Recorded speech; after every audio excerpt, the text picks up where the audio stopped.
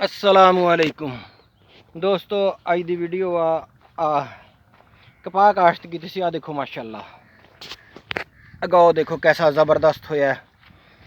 अल्हम्दुलिल्लाह सर्दियां च जिहड़ी अगेती काश्त हुंदी है इहदा मेन मसला जिहड़ा है अगाओ दा हुंदा है।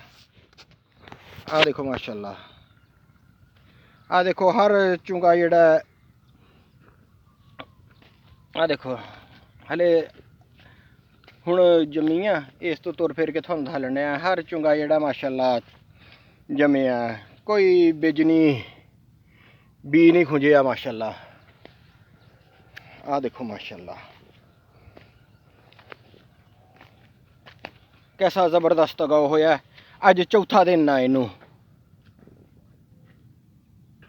आ वेल फुटी सी मैं पटदा। आ देखो माशाअल्लाह